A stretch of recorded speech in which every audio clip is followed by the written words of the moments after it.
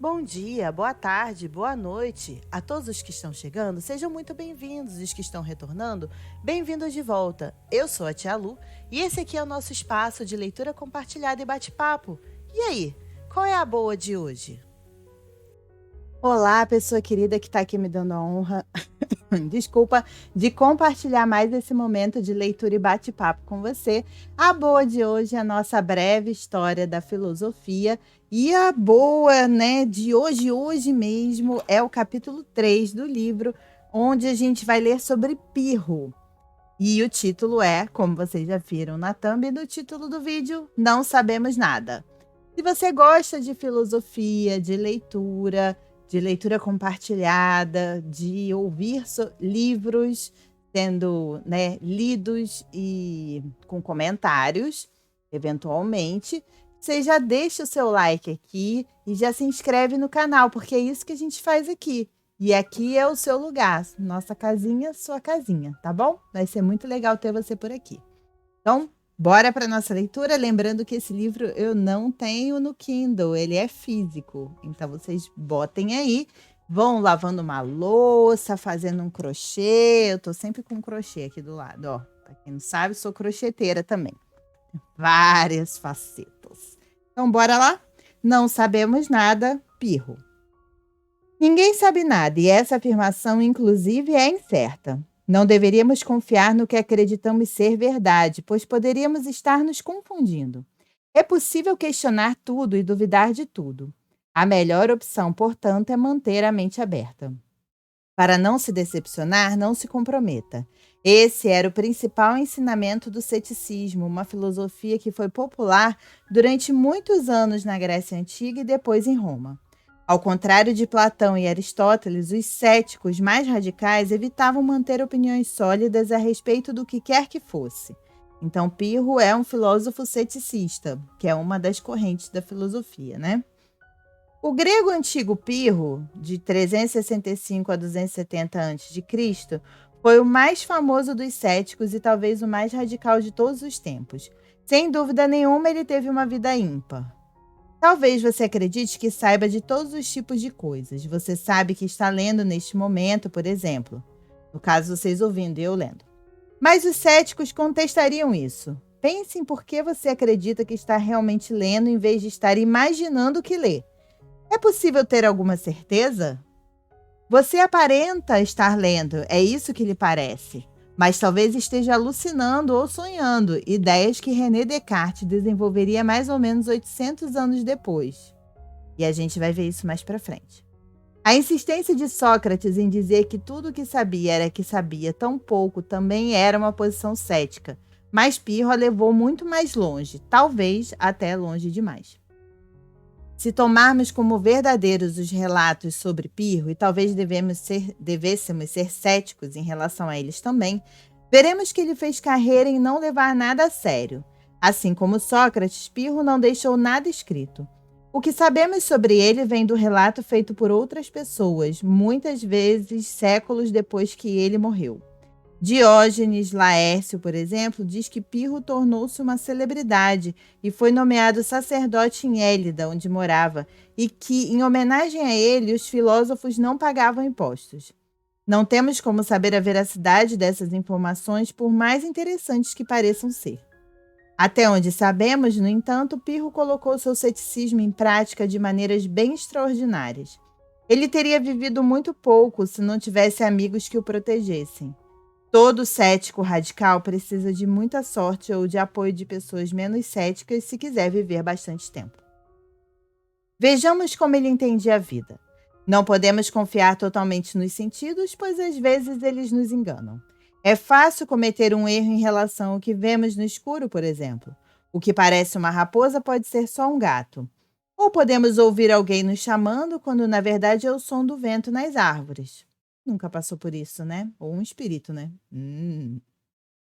Como nossos sentidos nos enganam com frequência, Pirro resolveu nunca confiar neles. Ele não excluía a possibilidade de obter informações precisas pelos sentidos, mas ficava sempre atento à questão. Desse modo, enquanto a maioria das pessoas interpretaria a visão da beira de um despenhadeiro como uma forte evidência de que seria uma tolice continuar andando naquela direção, Pirro não o faria. Ele poderia estar sendo enganado pelos sentidos, então não confiava neles. Até mesmo a sensação do próprio pé dobrando-se na beira do abismo ou a sensação de que o corpo pende para frente não o teria convencido de que estava prestes a cair sobre as rochas lá embaixo. Que perigo, hã? Ele sequer tinha clareza de que cair sobre as rochas seria ruim para a saúde. Meu amigo, aí ceticismo demais também mata, viu? Como poderia ter certeza absoluta disso? Seus amigos, que presumivelmente não eram todos céticos, evitavam que ele sofresse acidentes. Porém, se não o fizessem, Pirro corria perigo o tempo inteiro. Por que ter medo de cães selvagens se não podemos ter certeza de que eles querem nos ferir? Só pelo fato de estarem latindo, mostrando os dentes e correndo em nossa direção, não significa que seremos mordidos. E mesmo se os cães nos mordessem, não quer dizer que necessariamente iria doer. Por que se importar com o tráfego dos carros ao atravessar a estrada? Pode ser que nenhum deles bata em nós, quem sabe ao certo? E que diferença faz, afinal, se estamos vivos ou mortos? De alguma maneira, Pirro conseguiu levar a cabo essa filosofia de total indiferença e superou todos os padrões de comportamento e todas as emoções humanas comuns e naturais. De todo modo, isso é o que nos diz a lenda. Algumas dessas histórias provavelmente foram inventadas para ridicularizar sua filosofia, mas é improvável que todas sejam fictícias. Por exemplo, é sabido que ele se manteve totalmente calmo ao navegar por uma das piores tempestades já testemunhadas. O vento rasgava as velas em pedaços e ondas gigantescas quebravam sobre o barco. Todos ao redor deles estavam terrificados, enquanto ele não se importou nem um pouco. Como as aparências muitas vezes nos enganam, ele não podia ter certeza absoluta de que causariam algum mal. Pirro conseguiu manter-se em paz até mesmo enquanto o mais experiente dos marinheiros entrava em pânico. Ele demonstrou que é possível manter-se indiferente, inclusive nessas circunstâncias. E nisso há uma ponta de verdade. Quando era jovem, Pirro visitou a Índia. Talvez essa viagem tenha sido a fonte de inspiração de seu estilo de vida incomum.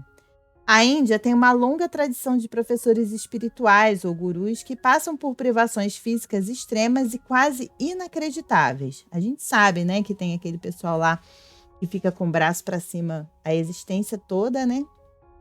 Deita em cama de pregos, essas coisas. São enterrados vivos, penduram pesos em partes sensíveis do corpo, sim, aquela parte sensível que vocês estão imaginando, essa mesmo.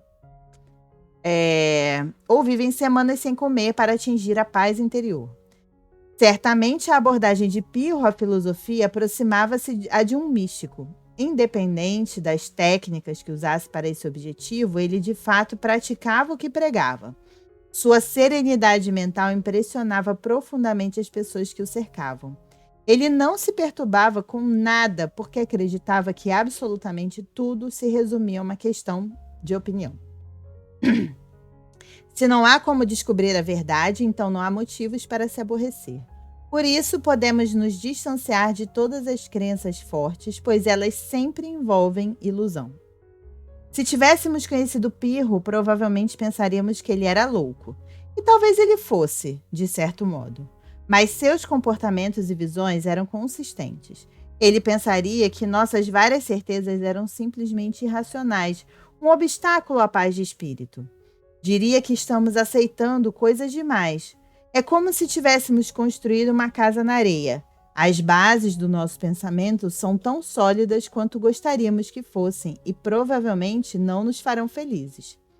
Pirro resumiu de modo impecável sua filosofia na forma de 3 perguntas que deveriam ser feitas por todos aqueles que querem ser felizes. Como as coisas realmente são? Que atitude deveríamos adotar em relação a elas? O que acontecerá com aquele que não tomar essas atitudes? As respostas dele eram simples e iam direto ao ponto.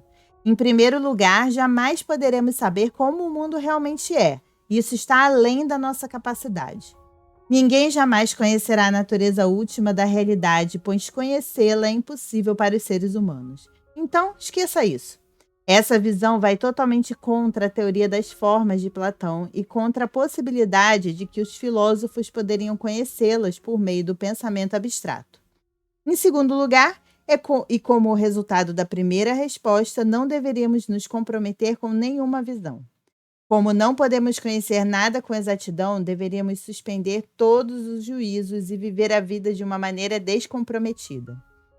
Todo desejo que temos sugere a crença de que uma coisa é melhor do que a outra. A infelicidade surge do fato de não conseguirmos o que queremos. Mas não podemos saber se uma coisa é melhor do que todas as outras.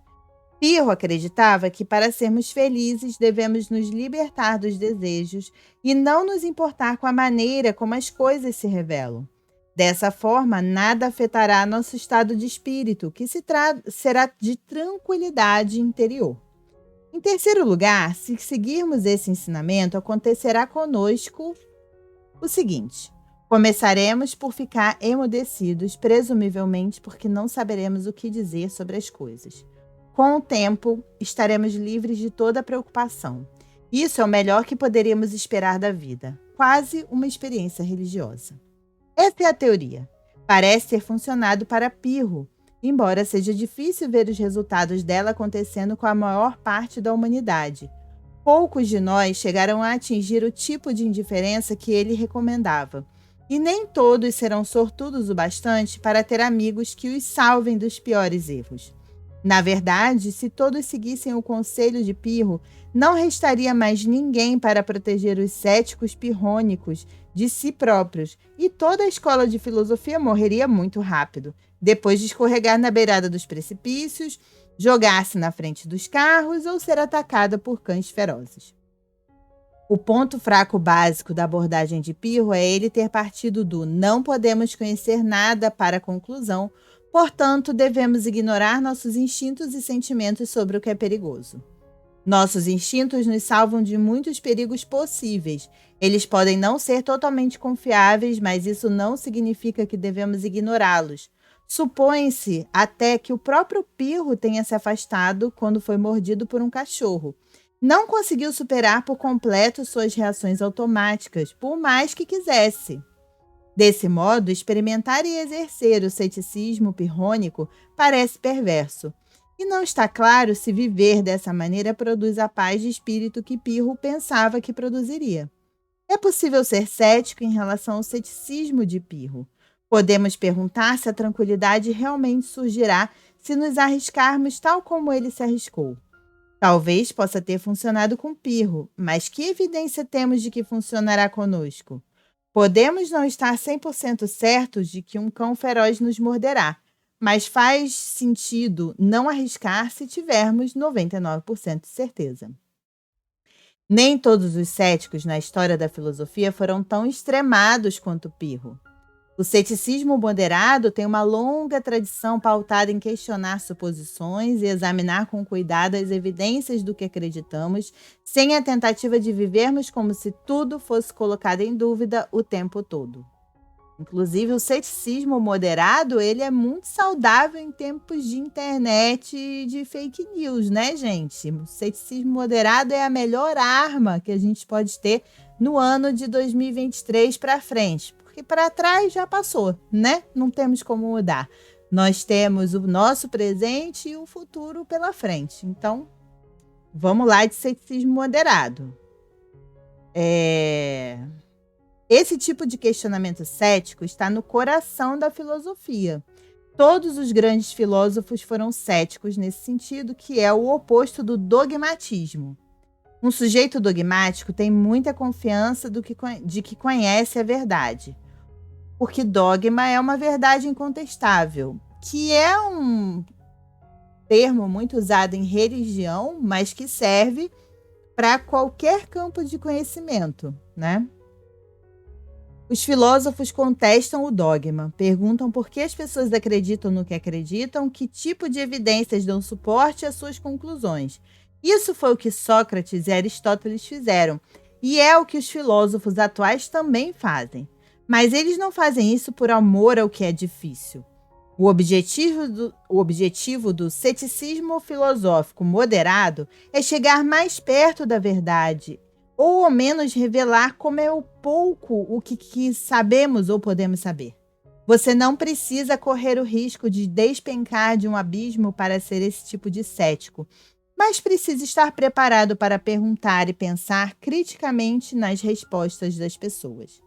Embora Pirro pregasse que nos libertássemos de todas as preocupações, a maioria de nós não conseguiu se livrar delas. Uma dessas preocupações básicas é o fato de que todos nós morremos. Epicuro, outro filósofo grego, teve sugestões brilhantes de como podemos lidar com essa questão. Mas isso vai ficar para um outro capítulo, que é o próximo. O próximo é de Epicuro. Então é isso, e vimos aqui Pirro, né? Não sabemos de nada sobre o ceticismo. No caso de Pirro, um ceticismo um pouco mais radical, né? Mas a filosofia nos sugere vivermos um ceticismo moderado, que é muito salutar, realmente, é muito saudável. Tá bom? E aí, você gostou? Eu gostei. Eu tô gostando de compartilhar esse livro com vocês, porque esse livro eu ainda não li, eu tô olhando com vocês. E eu espero que vocês também estejam gostando. E se vocês estão gostando, já sabe, aquele like para ajudar aqui. Eu agradeço demais, demais, demais. Aqui embaixo tem os links das minhas redes sociais, Twitter e Instagram. Você pode me seguir por lá, conhecer um pouco mais de mim, da Tia Lu.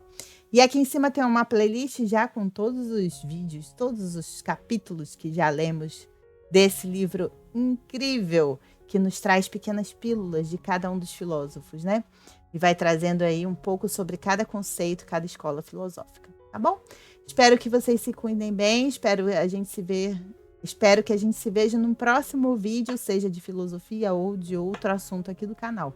Cuidem-se muito bem, muita paz e muita luz, um beijo e tchau! Tchau!